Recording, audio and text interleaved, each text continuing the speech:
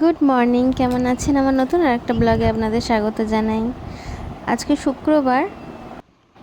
মাম্মাম ঘুম থেকে উঠে খাওয়া দাওয়া করে একটু লেখাপড়া করে নিচ্ছে। আর আজকে একটু তাড়াহুড়োও করছি।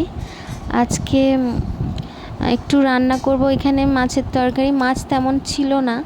আর এখানে পুঁই শাক কেটে রেখেছি। পুঁই শাকটা অনেক দিন হলো এনেছে। পুঁই শাক কেটে রেখেছি, অর্ধেক বাদ হয়ে গেছে, সব খারাপ হয়ে গেছে আর কি। তাও বেছে কেটে রেখেছি, তরকারি করব। এই যে মাছের মাথা ছিল এক ফালি মাছের মাথা দিয়ে তেমন ভালো হবে না, জন্য দুটো চিংড়ি মাছও দেবো ওতে। আর এখানে পটল আলু দিয়ে মাছের ঝোল বানাবো, এটাই আজকে রান্না করব। আর কিছু বাটা মাছ আছে, বাটা মাছগুলো ভাজবো। এটাই আজকে দুপুরের লাঞ্চ। তো তাড়াহুড়ো করছি আজকে একটু ও বাড়ি যাবো আমার মার কাছে। আর একটুখানি চুনো মাছ আছে, ভাজবো। এই যে এখানে রেডি হয়ে গেছি খাওয়া দাওয়া করে দুপুরবেলা। ও বাড়ি যাবো। মাম্মামও এখানে রেডি হয়ে গেছে, ঘরগুলো ওলট পালট হয়ে আছে সব।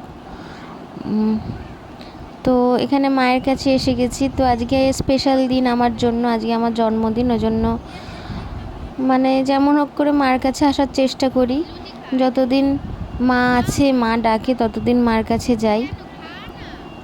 তো ওবেলা আসেনি বলে মা বেশ রাগ করছিল, কিন্তু ওই জন্য এবেলা যত কষ্টই হোক খাওয়া দাওয়া করে বেরিয়ে এসছি। আর এখানে ছোট করে সেলিব্রেশন হবে। এখানে আমার জন্য নয়, এগুলো বাচ্চাগুলোর জন্য। মাম্মাম আবার বেলুন কিনেছে, মাম্মাম ফোলাবে বলে আমার জন্মদিনে। তো ফোলাচ্ছে, ওর আনন্দ হচ্ছে খুব আর কি ওগুলো করে। তো ওদের আনন্দ হলেই আমার আনন্দ। এই যে ওরা খেলছে বেলুনগুলো নিয়ে। এত বুড়ি মেয়ের জন্মদিনে আবার বেলুন দেখলে হাসিই লাগে, কিন্তু ওটা ওদের জন্য, আমার জন্য নয়। তো ছোট করে সেলিব্রেশন হবে। এখানে সবাইকে প্রণাম করছি আমি। তারপর কেক কাটবো। মা রান্না করেছে, পায়েস টায়েস করে রেখেছে। আর সব আমার দিদিরা এসছে, ওরা সব এসছে আমার জন্মদিনের জন্য। খুব ছোট করে একটা সেলিব্রেশন করব। মা ডেকেছে সবাইকে। এই যেখানে কেক কাটছি। তো জন্মদিন এলেই মনে হয় আবার একটা বছর আর কি বেড়ে গেল, আরও একটু বুড়ি হয়ে গেলাম, আরও একটু মৃত্যুর দিকে এগিয়ে গেলাম, কেমন একটা যেন লাগে। তো কিন্তু সময় তো থেমে থাকে না, সময়ের নিয়মে চলবে। তো আমার থেকে আমার মেয়ের অনেক বেশি আনন্দ হচ্ছে, কেক কাটা হচ্ছে। ওদেরই আনন্দ বাচ্চাদের। এখানে সবাইকে কেক কেটে কেটে দিচ্ছি। কেক কাটা হয়ে গেলে তারপর খাওয়া দাওয়া হবে। তো সবাইকে কেক কাটিয়ে দেওয়া হয়ে গেছে, আর এতটা কেক বাকি আছে। এটা ফ্রিজে রেখে দেবো, পরে মাম্মাম খাবে, আমি খাবো।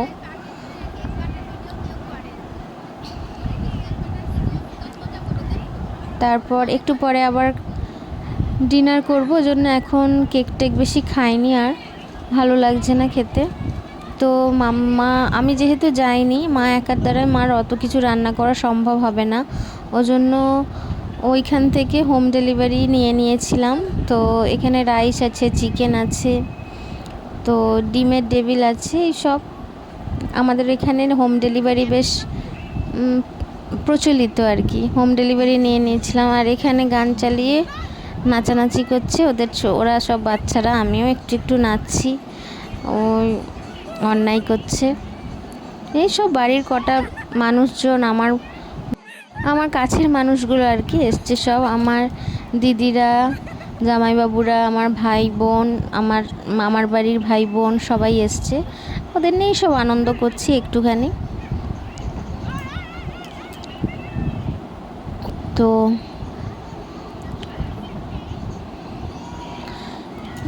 আর মা প্রতি বছরই আমাকে এই দিনে ডাকে মায়ের কাছে। তো আমার মনে হয় যে বড় করেছে, জন্ম দিয়েছে, তো জন্মদিনটা তার জন্যই রাখা উচিত। এই দিনের অধিকারটা তাকেই শুধু দেওয়া উচিত, আমার মনে হয়। এটা আমার একান্ত আমার ফিলিংস।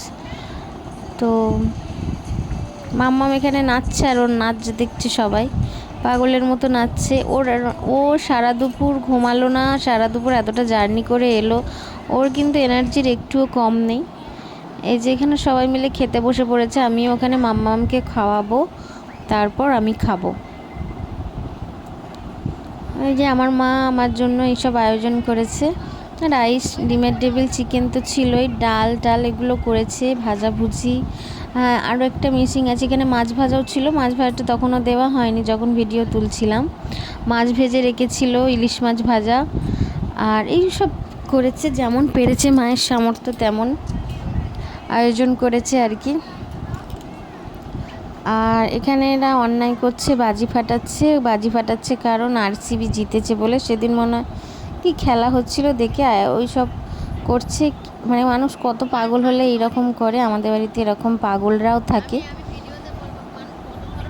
ফানুস ওড়াচ্ছে, মানে কাজ নেই তো কি করবে। তো টাটা, সবাই ভালো থাকবেন।